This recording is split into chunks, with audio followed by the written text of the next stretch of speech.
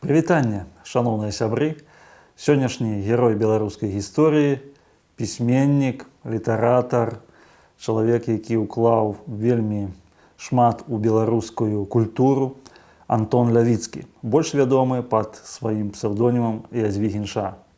Язвігіна Ш. Антон Луцкевіч назваў першым беларускім пісьменнікам-празаікам. У тым сэнсе, што ён першы пісаў прозу па-беларуску, маецца на ўвазе на сучаснай беларускай мове. Таму што тыя пісьменнікі, якія былі да Язвігіна Ш., паэты, літаратары, напрыклад, Францішак Барушевіч ці Вінцэнт Дунін-Марцінкевіч, яны пісалі у асноўным вершы, таксама п'есы, драматургія. Вельмі мала было такіх празаічных твораў. Таксама ёсць беларускія вершы у Яна Баршчэўскага, у Владзіслава Сыракомлі, але ўжо такі празаік, той, хто літаратар, які пачаў пісаць прозу бесперапынна, выдаў некалькі зборнікаў і напісаў першы беларускі раман «Золата». Гэты раман, правда, не скончаны, але ён належыць аўтарству Антона Лявіцкага і Язвігіна Ш. Таму вось сённяшні ён наш герой з гэтай прычыны, а яшчэ з той нагоды, што ў гэтым годзе яму споўнілася 155 гадоў. Ён нарадзіўся 16 студзеня 1869 году у маёнтку Дабасна. Гэта сучасны кіраўскі раён Магілёўскай вобласці, тагачасны Рагачоўскі павет Магілёўскай губерніі. Ён нарадзіўся ў шляхецкай сям'і, ягонага бацьку звалі Ян, а маці Вольга. Ён з самага дзяцінства бачыў тыя прыгожыя мясціны. Напрыклад, сучасны беларус можа пабачыць маёнтак Жылічы. Вось ён зусім недалёка ад тога месца, дзе нарадзіўся Антон Лявіцкі. Гэты маёнтак, гэтыя палацы шляхецкія, яны зрабілі такі ўплыў на яго, што Антон Лявіцкі, Язвігін Ш., ён стаў беларускім пісьменнікам, якога зноў жа той самы ўзгаданы Антон Луцкевіч назваў пісьменнік шляхецкага кірунку ці шляхецкай ідэалогіі, ён так вось акрэсліў. Вельмі цікавы момант, што Антон Луцкевіч, ён так даволі падрабязна ахарактарызаваў творчасць Язвігіна Ш. у сваёй лекцыі, прачытанай у памяць пра Антона Лявіцкага, якую ён зрабіў у 1927 годзе. Маецца на ўвазе, што ось у 27 годзе споўнілася роўна 5 гадоў з часу смерці Язвігіна Ш. І вось Антон Луцкевіч у таварыстве беларускай школы для беларускіх настаўнікаў ён прачытаў вось гэту лекцыю. Лекцыя, якая ахоплівае ўсе перыяды ягонай творчасці, і лекцыя, якая дае выразны панарамны агляд не толькі творчасці самога Антона Лявіцкага, але і той літаратуры, літаратурнай плыні і того літаратурнага кантэксту, у якім жыў Язвігін Ш., якім жыў вось першы беларускі пісьменнік-празаік. Трэба сказаць, што Антон Луцкевіч, ён таксама у гэтым годзе юбіляр, яму споўнілася 140 гадоў, і ён быў роўна на 15 гадоў маладзейшы за свайго цёзку Антона Лявіцкага, Язвігіна Ш. Ён добра ведаў яго, яны супрацоўнічалі ў нашай ніве, таму, канешне, вось характарыстыкі і аналіз творчасці, які быў зроблены Антонам Луцкевічам, ён мае даволі такі рэпрэзентатыўны характар, таму што гэта людзі добра знаёмыя. З часу нараджэння Антона Лявіцкага прайшло зусім мала часу, калі ягоны бацька пераехаў і пачаў працаваць лесніком у Налібоцкай пушчы. Пасяліўся ён у вёсцы Першаі, гэта сучасны Валожынскі раён. Захаваўся дом, дзе жыла сям'я Лявіцкіх. І вось на гэтым доме нават ёсць памятная шыльда, што тут вось у дзіцячыя гады жыў вядомы беларускі пісьменнік Язвігін Ш. Бацька ягоны працаваў графа Тышкевіча, падоўгу хадзіў па лясах, быў палясоўшчыкам. У прынцыпе, адзіны фактычна такі найбольш панарамны твор Антона Лявіцкага «Дзед Завала». Маецца на ўвазе, што гэта твор напісаны ў вершах. Вершам, таму што ён так пісаў прозу, але вось «Дзеда Завала» напісаў у вершах, ён прысвечаны, дарэчы, вось таму самому беларускаму лесу. І вось там «Дзед Завала» гэта таксама такі беларускі палясоўшчык. Пра гэты твор, думаю, трошкі яшчэ больш падрабязна распавесці, але беларускі лес, ён быў такім арганічным складнікам творчасці Ядвігі Наша. І вось у гэты перыяд, а гэта ўжо 70-е гады 19 стагоддзя, канец 70-х гадоў, маленькага Антося аддаюць у школу Вінцэнта Дуніна Марцінкевіча. Гэта была прыватная школа, яна была такая напаўлегальная. Антон Лявіцкі ўзгадваў, што нас было там 6 ў гэтай школе, і я быў наймалодшым, мне было каля 7 гадоў. То мы можам так меркаваць, што гэта было дзесьці прыкладна ў 1876 ці 1877 годзе. У школе выкладала дачка Вінцэнта Дуніна Марцінкевіча Каміла Марцінкевіч. Вінцэнт Дунін Марцінкевіч, ён сам знаходзіўся пад такім паліцэйскім наглядам, і, безумоўна, ён не мог там займацца выкладчыцкай дзейнасцю ці нейкай іншай.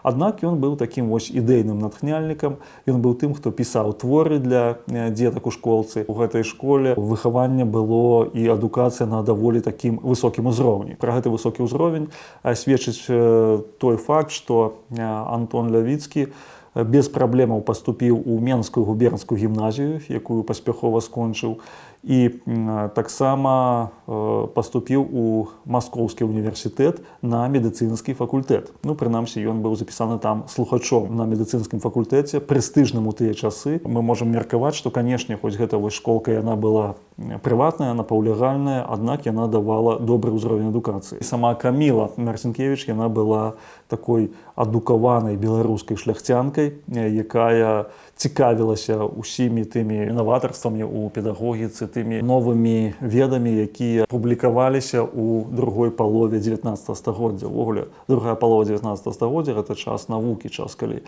рабіліся самыя розныя адкрыцці, калі з'яўлялася там электрычнасць, былі вынаходствы самыя розныя, з'яўляліся новыя сродкі сувязі, з'явілася вось чыгунка, там тэлефон, і гэтак далей. І гэты час, калі вось моладзь, яна прагна усмоктвала ў сябе ўсе гэтыя веды, і, канешне, з'яўляліся новыя лекі, якія дапамагалі перамагчы тыя хваробы, якія раней лічыліся невылечнымі.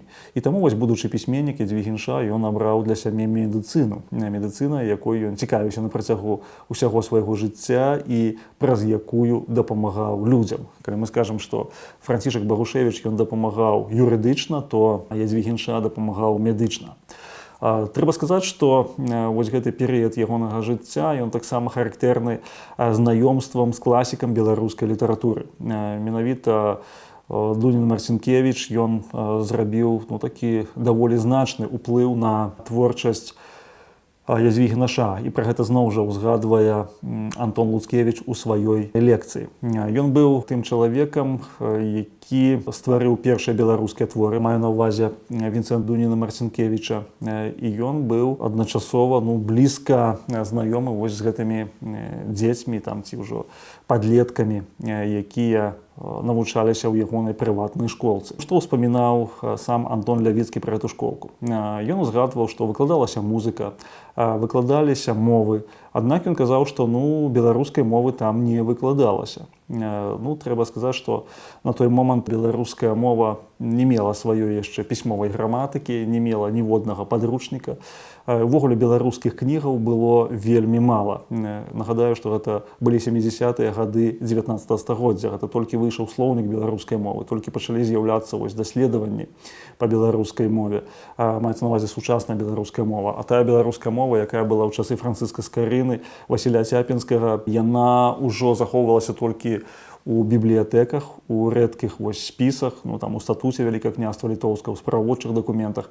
Але, безумоўна, сучасная беларуская мова не магла развівацца так шырока, як гэта, напрыклад, было ў выпадку з мовай польскай, якая была значна больш развітая і значна больш мела розных, скажем так, граматыкаў, падручнікаў і гэтак далей, ці мовы расейскай. Вось у такіх умовах навучаўся Антон Лявіцкі. У 1910 годзе ён зрабіў такую пешую вандроўку з Вільні ў Крапілаўку, сваю сядзібу, дзе ён жыў. Гэта ён прайшоў па Беларусі дзесьці каля 500 кіламетраў. І вось ён зайшоў у Люцінку і пачаў пытацца пра Дуніна Марцінкевіча. Там ужо жылі ягоныя ўнукі Дуніна Марцінкевіча. Ён пачаў пытацца пра дзеда і высветліў, што куфар з рукапісамі Дуніна Марцінкевіча згарэў у час пажару, як згарэў дом.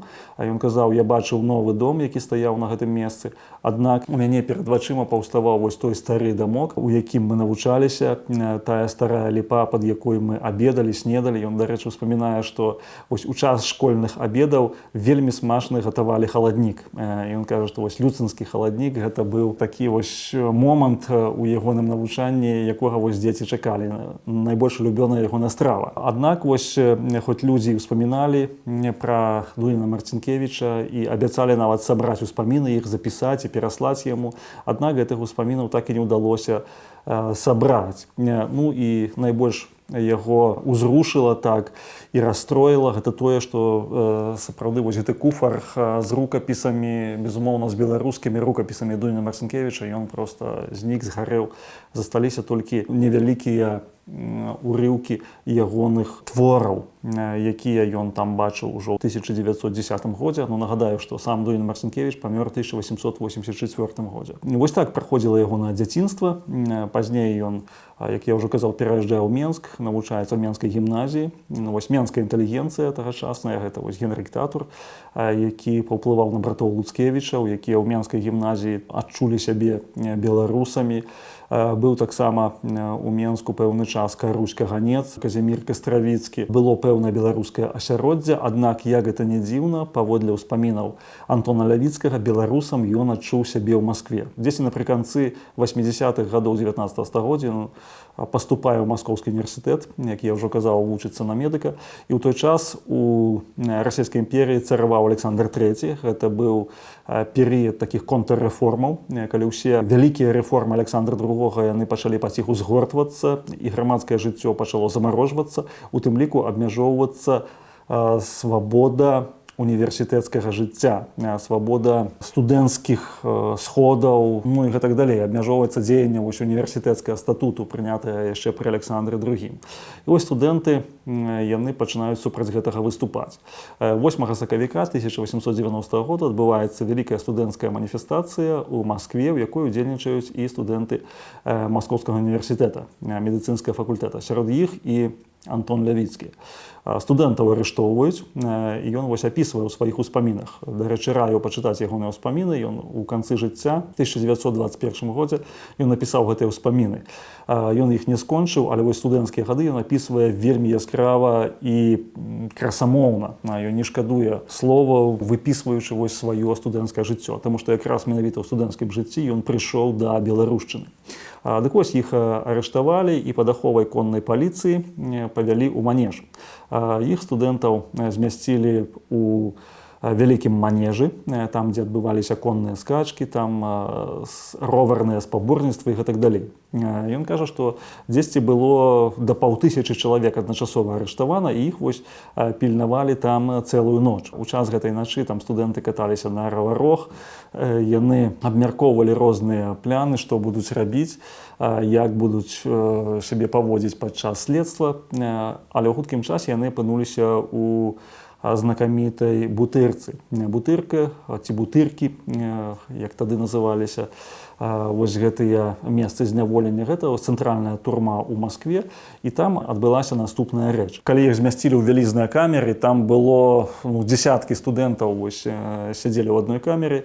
Аднойчы яны вырашылі арганізаваць інтэрнацыянальны канцэрт. Ён так і піша, інтэрнацыянальны канцэрт. І студэнты кожнай нацыянальнасці пачалі спяваць свае песні. Ён кажа, што вось пачалі ўкраінцы, затым расійскія студэнты. Ён казаў, што яму асабліва спадабаўся спеў «Укажы ты на свеце мне места, где бы русский мужик не стонал». Вось такі расійскі спеў, які спявалі яны, кажучы пра сваё пакліканне. Сваё пакліканне вось вызваліць мужика, дапамагчы людзям, якія не маюць перспектыва ў гэтым жыцці з прычыны свайго сацыяльнага паходжання. Пазней спявалі палякі, «Боже, цос польска». І вось гэты гімн, студэнцкі, рэлігійны гімн, ён таксама напоўніў вось камеру такім настроем сумным, але адначасова узнёслым. Пазней спявалі народы Каўказа, он пісаў прадстаўнікі народаў Каўказа, якія таксама не толькі спявалі, але і танчылі. У іх былі адрозныя спевы, спявалі літоўцы, латышы. І вось калі канцэрт скончыўся і ўсе вярнуліся на свае месцы, то сярод беларускіх студэнтаў быў вельмі пануры настрой. Яны не маглі вытлумачыць чаму. Чаму такі сум, журба, туга ахінула іхныя сэрцы і чаму яны такія сумныя. А пасля у размове паміж сабой вось Менчукі, Случакі, Магілёўцы, Віцебляне, яны зразумелі, што на гэтым канцэрце яны былі толькі слухачамі і гледачамі. Але яны нічога свайго не заспявалі. Яны не паказалі сваёй культуры, сваіх спеваў, свайго танцу і гэтак далей. Вось яны не ўдзельнічалі ў гэтым, удзельнічалі толькі у якасці нямых сузіральнікаў. Цытую Антона Луцкевіча, што у той момант Антон Лявіцкі ён быў спольшчаным чалавекам. Ён выкарыстоўваў польскую мову ў асноўным. У універсітэце карыстаўся расейскай, а у міжасабовых зносінах польскай мовай.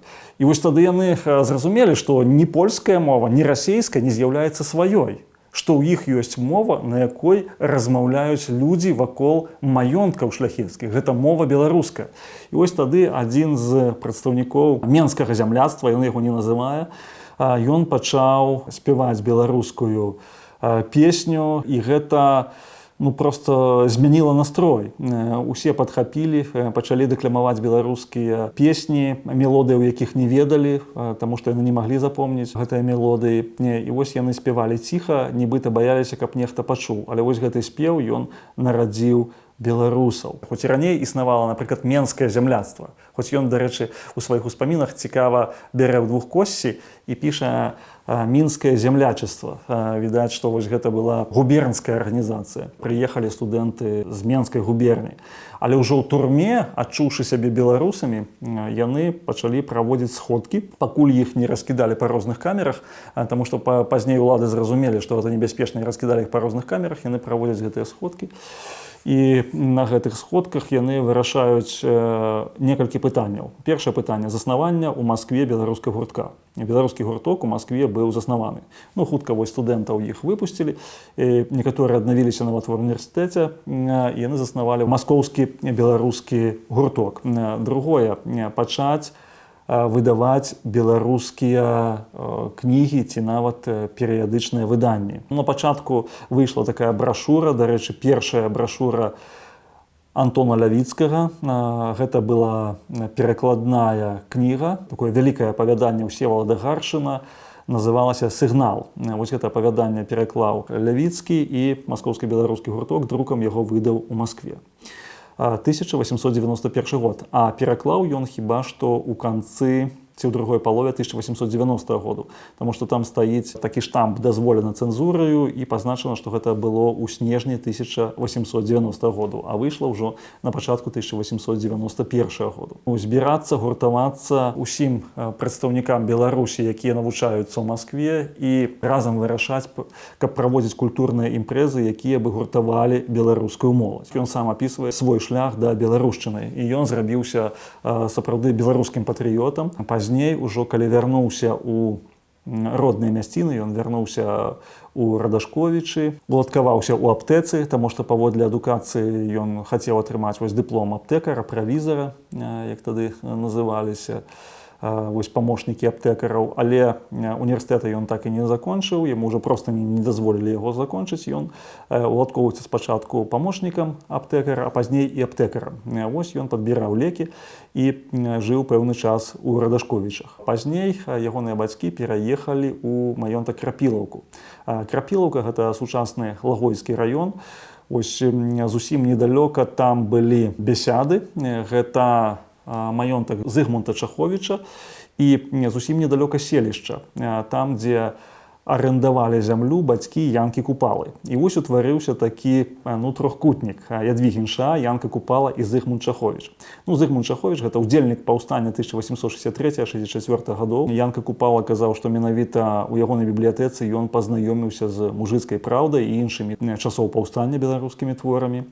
А у Ядвігіна Ша Янка Купала упершыню пазнаёміўся з творамі Багушевіча, таму што вось «Дудка беларуская» і «Смык беларускі» да таго часу ўжо выйшлі. Гэта былі апошнія гады 19 стагоддзя. І Янка Купала ўспамінаў, што знаёмства з Ядзвігінам Ша чалавекам адукаваным, інтэлігентным, які толькі праз сваю рэвалюцыйную дзейнасць не здолеў скончыць універсітэту, зрабіла на яго вялікі ўплыў, таму што гэта адукаваны, інтэлігентны, заможны, а ён жыў у такім добрым доме, заможны чалавек, ён быў да ўсяго ж яшчэ і беларусам. І вось гэта было адным з тых стымулаў, якія падштурхнулі Янку Купалу адмовіцца ад польскамоўнай творчасці і перайсці на беларускамоўную творчасць. У гэты час памірае бацька Ядзвігіна Ша і згарае дом. І ён нанава будуе свой дом. Вось дом у Крапілаўцы, ён адбудоўвае яго. Пачатку 20-го стагоддзя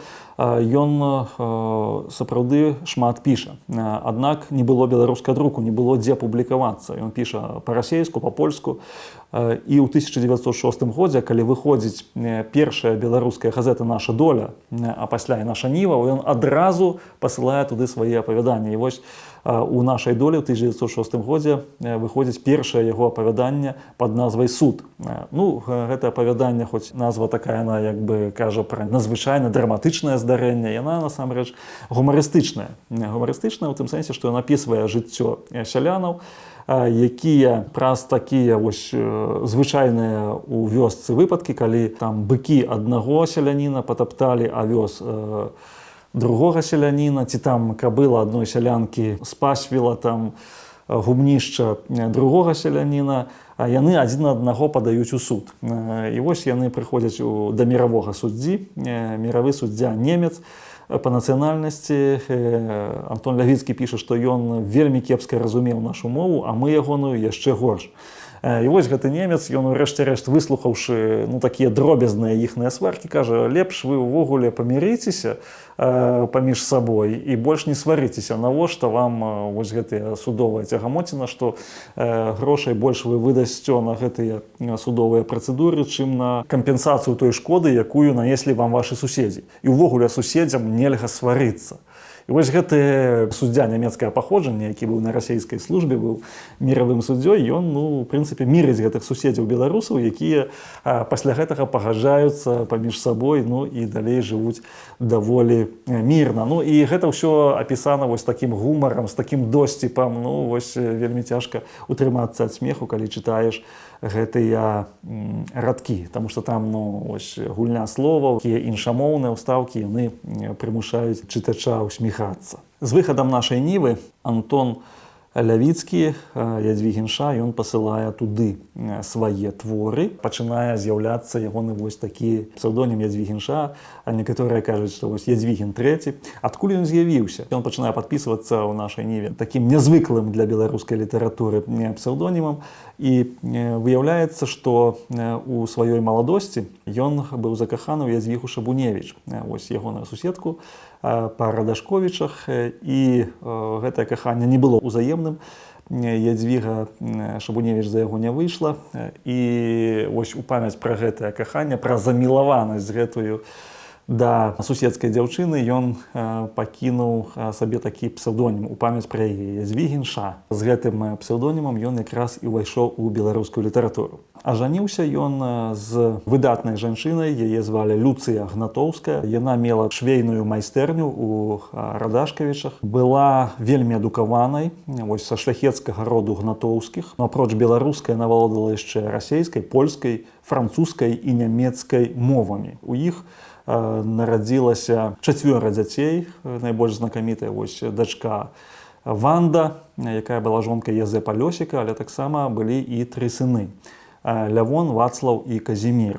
Вось гэтыя дзеці нарадзіліся ад шлюбу Антона Лявіцкага і Люцыі Гнатоўскай. Яны былі выхаваныя ў беларускім духу, і вось дачка Ванда, яна пакінула ўспаміны пра свайго бацьку і пра літаратараў. З яе ўспамінаў відаць, наколькі для яе важна было тое, што яна беларуска. Шлюб быў шчаслівы, адносіны паміж Антонам і Люцыяй, яны былі такія даволі узорныя. Для іх вось сямейныя вартасці былі вельмі важнымі у жыцці. І вось апошнія гады, калі Антон Лявіцкі ён захварэў ужо на сухоты горла, то жонка яго даглядала, і усе ўспаміналі, што вось Люцыя рабіла ўсё магчымае, каб яго уратаваць. У 1909 годзе яго прымаюць на працу ў нашу ніву. У нашай ніве ён становіцца нават кіраўніком літаратурнага аддзелу. Но Антон Луцкевіч зноў жа піша пра яго, што нягледзячы на тое, што ён быў прадстаўніком шляхецкага кірунку беларускай літаратуры, ён вельмі шмат рабіў для станаўлення беларускай сялянскай літаратуры. Сялянская маецца на ўвазе, што ён дапамагаў увайсці ў літаратуру выхадцам з беларускае сялянства, людзям, якія часта не мелі ніякай адукацыі. Ён увогуле стаяў ля вытокаў станаўлення многіх класікаў беларускай літаратуры, такіх як Янка Купала, Якуб Колас, Максім Богданович. Ён быў тым, хто дапамагаў апублікавацца ў нашай ніве менш вядомых літаратурных талентаў, такому як, напрыклад, Владзіславу Сівому Сівіцкаму, больш вядомаму як Старому Уласу, паэту з Воложына, Міхалу Латышевічу і гэтак далей. Ён рабіў даволі шмат для таго, каб беларуская літаратура яна пашыралася не толькі ў вымярэнні чытачоў, але і ў плане творцаў, паэтаў, пісьменнікаў, якія пісалі па-беларуску. У гэты час ён стварае свае ўласныя творы. І асабліва цікавай для нас будзе такая нізка ягоных падарожных нататак. У траўні 1910 году ён, скончыўшы свой перыяд працы ў рэдакцыі нашай нівы, на лета ён пайшоў пешшу па Беларусі. Як я ўжо казаў, прайшоў дзесьці каля 500 кіlometrаў. Вось ён наведаў Люцынку, ён наведаў Івенец, ён наведаў Любань, возера Кромань, Налібоцкую пушчу. Ён наведаў вялікую колькасць месцаў, Воложын наведаў. Вось пра Воложын, дарэчы, напісаў такія цікавыя ўспаміны. Ён кажа, што габрэі па ўсім свеце ведаюць Воложын, бо сюды яны прыязджаюць навучацца. Не толькі з усёй Расіі, не толькі з усёй Еўропы, але і за ўсяго свету. І таму воложынскія габрэі яны адрозніваюцца ад усіх габрэяў, якія ёсць у Беларусі. Нягледзячы на тое, што яны вельмі вучоныя, яны не фанабэрацца, яны не паказваюць сябе, што вось яны такія выключныя. Гэта сціплыя людзі з гумарам, якія вельмі паважна ставяцца да беларусаў. І таксама ён казаў, што вось гэтыя воложынскія габрэі добра валодаюць беларускай мовай. Таксама адзначыў, што ў Воложыне ёсць беларускі гурток. Відаць, ён меў на ўвазе гурток Старога Уласа. Але казаў, што вось з гэтага невялікага беларускага гуртка можа вырасці вялікая беларуская плынь. Пра Першаі, вёску, у якой ён жыў у дзяцінстве, ён казаў, што гэта вёска, дзе захоўваецца найбольш чыстая беларуская мова. Яму вельмі падабалася першайская мова. І, дарэчы, калі мы чытаем ягоныя творы, то там можна шмат чаму павучыцца. На нашых маёнтках ніколі не кажуць слова чаявыя. Усе кажуць гасцінец. Даць, напрыклад, афіцыянту гасцінца. Гэта даць тое, што ў Маскве называюць чаявыя. Ён шмат такіх словаў беларускіх сапраўды тых словаў, якія ўжывала дробная шляхта ў ягоным асяроддзі, ён пра гэта вельмі шмат піша. У яго вельмі добрая мова. Мова настолькі дасканалая, што гэта адзначалі фактычна ўсе літаратурныя крытыкі. Дапасаванні, канчаткі і так далей, і словы, якія ён ужываў. Таму раю чытаць ягоныя творы, ягоныя зборнікі. Гэта вельмі дапаможа увогуле агульнаму ўзроўню валодання мовай. Нататкі з гэтых падарожжаў ён публікуе ў нашай ніве. Яны публікуюцца адна за адной. У 1913 годзе ён пераходзіць працаваць у газету «Беларус». Газета «Беларус» — гэта беларускае хрысціянскае выданне, якое пачалі выдаваць каталіцкія святары. Палоса гэтай газеты, напрыклад, наш знакаміты асветнік Браніслав Пімах-Шыпіла апублікаваў свой верш «10 боскіх прыказанняў». І Антон Лявіцкі на першым этапе там працуе. Спачатку ён атрымлівае заробак 20 рублёў, пасля 15 рублёў, пасля 10 рублёў, пасля ўжо працуе без заробку. І гэта газета, якая выходзіла беларускай лацінкай, яна сапраўды фармуе такі хрысціянскую беларускую паэзію, хрысціянскую беларускую прозу. У прынцыпе, яна паказвае, наколькі шчыльна беларуская ідэя звязана менавіта з хрысціянствам. І тут ёсць таксама Антон Лявіцкі. І калі мы чытаем ягоныя творы, а ягоныя творы яны даволі невялікага памеру. Ён вось асвойваў такі жанр, як навелы, ён пісаў такія кароткія апавяданні, абразкі. Яны ўсе прасякнутыя разуменнем такого хараства, якое стварыў Бог, але таксама трагічнасці жыцця. Што яму закідвалі? Закідвалі тое, што ён ідэалізуе паноў. Ён напісаў такую камедыю «Злодзей». Гэты твор не захаваўся, але яго чытаў Антон Луцкевіч. Ён напісвае, што вось там ідэальны пан, пан, які высокамаральны чалавек і гэтак далей, і каля яго вось мужик п'яніца і абібок. Ну, што ў беларускай літаратуры звычайна наадварот. Мужик паказваецца такім маральным, прыгнечаным чалавекам, які пакутуе за праўду, а паны звычайна паказваюцца амаральнымі тыпамі, элементамі, якія эксплуатуюць мужикоў. То вось у Антона Лявіцкага тут выйшла наадварот у «Злодзеі». У ягоных творах вельмі так адлюстроўваецца тэма паўстання. Паўстання 1863-64 гадоў. Напрыклад, вось у «Жывым нябожчыку» ён апісвае той момант, калі паніч, а разам з імі і мужик, слуга іхны, яны пайшлі ў паўстанне. І ў паўстанні ўсе разам загінулі. І пасля паўстання вось сын гэтага мужика даглядаў дачку вось тога пана, якія загінулі ў паўстанні. Гэта было вельмі важным. Таксама вось у гэтым вершаваным сваім творы «Дзед Завала», гэта нешта сярэдняе паміж вершам і паэмай. Ён піша, што вось гэты дзед Завала, ён удзельнічаў у паўстанні, а пасля даглядаў магілы тых, хто загінуў у лесе. Ён таксама паказвае вельмі дакладна ў сваіх творах беларускія сем'і, адносіны ў сем'ях паміж бацькамі і дзецьмі. Для яго гэта было вельмі важна. Паміж мужам і жонкай. Ён адлюстроўвае прыгажосць беларускіх кветак. Асабліва яму падабаліся васількі. Ёсць апавяданне васількі, ёсць цэлы зборнік васільків, які ён пісаў. І што васількі яны цвітуць у жыце. І калі яны адцвітаюць, то на стале з'яўляецца хлеб.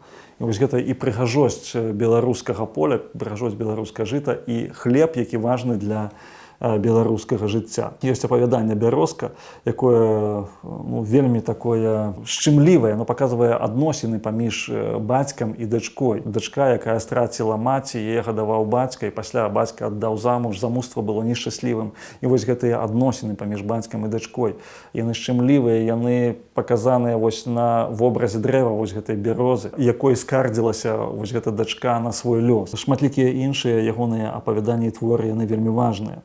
У Першую сусветную вайну Ядвігін Ша, ён займаецца дапамогай бежанцам. Было вельмі шмат бежанцаў у Беларусі, 1,5 мільёны бежанцаў, якія вымушана ўцякалі з захаду на ўсход. Ён арганізоўвае школу для бежанцаў у сваім маёнтку Крапілаўка. Туды прыязджае Максім Богданович. Максім Богданович відавочна там выкладаў нейкія урокі вёў. Ён таксама сустракаецца з беларускай інтэлігенцыяй у беларускай хатцы ў Менску. Былі самыя розныя беларускія літаратары, у тым ліку і Максім Богданович, і Змітрок Бядуля. Ён нават прапаноўвае Максіму Богдановичу псеўдонім, каб ён пісаўся Максім Крыніца, што з ягонай творчасці сапраўды многія людзі могуць піць і насычацца. Некаторыя кажуць, што нават Янку Купалу ён падказаў вось гэты псеўдонім Янка Купала як сімвал Яна Хрысціцеля. Некаторыя даследчыкі кажуць, што вось Ядвігін Ша быў майстрам выдумляць вось гэтыя розныя такія псеўдонімы для беларускіх літаратараў. У гэты час ён захварэў, дапамагаючы хворым, дапамагаючы бежанцам, уцекачам, ён сам захварэў на сухоты. І вось гэтыя сухоты, яны заўчасна звялі яго ў магілу. Ён памёр у 1922 годзе. Перад гэтым ён яшчэ ўдзельнічаў фактычна ва ўсіх беларускіх падзеях 17-го году. Ён быў адным з заснавальнікам беларускага нацыянальнага камітэту на чале з Раманам Скірмантам. Ён уваходзіў у цэнтральную раду беларускіх арганізацый, у Вялікую беларускую раду. Ён быў творцам вось беларускага жыцця і беларускіх школаў. Ён лічыў, што патрэбна ствараць як мага больш беларускіх школаў, таму што пасля лютаўскай рэвалюцыі ў Расіі беларускія школы сталі рэальнасцю. І вось беларускі настаўнік, як вобраз беларускага адраджэнца, гэта таксама было вось у творчасці Ядвігіна Ша. На жаль, вось ягонае жыццё абарвалася заўчасна. 1922 год, 24 лютага, ён памірае ў Вільні, яго хаваюць на могілках Роса. Жыццё ягонай сям'і таксама склалася даволі так трагічна, асабліва у савецкую эпоху. Ягоную жонку раскулачылі, удаву ўжо раскулачылі, яна памерла ў Галечы. Ягоныя дзеці вось таксама патрапілі пад рэпрэсіі. Аднак памяць пра яго захоўвалася. І ўжо ў 70-е, 80-е гады выходзілі зборнікі ягоных твораў, у 90-е гады і ў пачатку 21-го стагоддзя таксама з'яўляліся тыя рэчы, якія нагадваюць пра яго. Маецца на ўвазе мемарыяльныя шыльды, тыя месцы, дзе ён жыў і якія звязаныя з ягонай творчасцю. І на сённяшні момант мы можам сказаць, што сапраўды Ядвіг Інша гэта ёсць самабытная з'ява беларускай літаратуры. Гэта ёсць творца, які вельмі моцна ўклаў у стварэнне беларускай літаратурнай мовы і беларускай інтэлігенцыі. Ён спрычыніўся да большасці ініцыятываў беларускіх, якія былі ў пачатку 20-го стагоддзя. І сапраўды мы можам па праву ганарыцца гэтым нашым суайчыннікам. Калі казаць пра ягоны ўплыў, то мы можам сказаць, што вось ідэалізацыя паноў, ідэалізацыя шляхты і тое ж самае закідалі Владзіміру Караткевічу, калі ён пісаў «Каласы пад сярпом», то ім зноў жа вось гэта ідэалізацыя. Але ён быў чалавекам, які разумеў, што вось лёс чалавека, шляхетнасць чалавека, яна вельмі залежыць ад таго, ці выканае чалавек сваё пакліканне.